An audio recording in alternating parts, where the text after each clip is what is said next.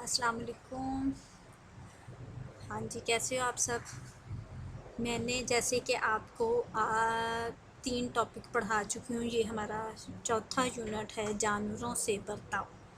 اس کی ریڈنگ اور 3 question answers میں نے آپ کو کروائے تھے، ایکسرسائز بھی آدھی ہماری ہو چکی ہے، اور یہ آج ہم سوال نمبر 4 کریں گے۔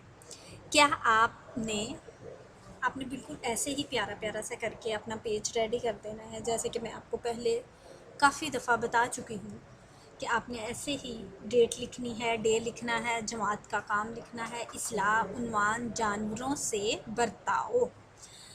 سوال نمبر 4 ہے ہمارا، کیا آپ نے کبھی کسی جانور سے اچھا سلوک کیا ہے؟ اگر ہاں تو کب اور کیسے؟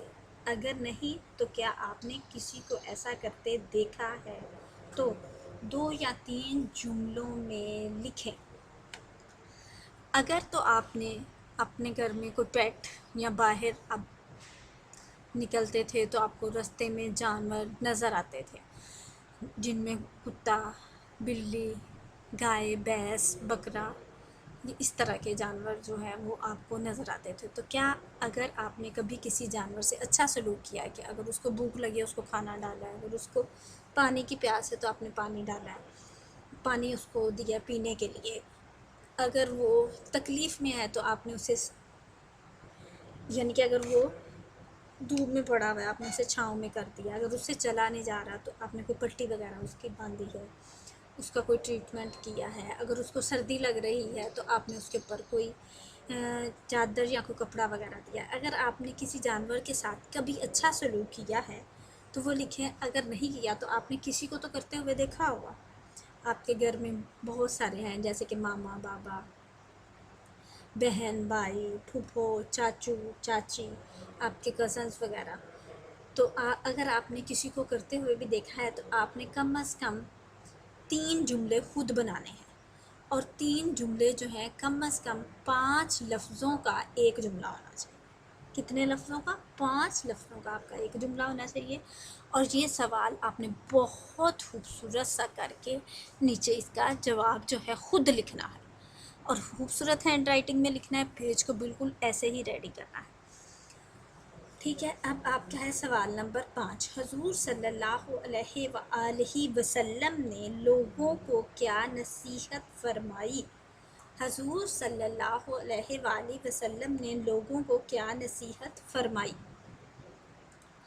ہاں جی، حضور صلی اللہ علیہ وآلہ وسلم نے نصیحت فرمائی کہ جانوروں کے ساتھ اچھا سلوک کریں اور اللہ سے ڈریں۔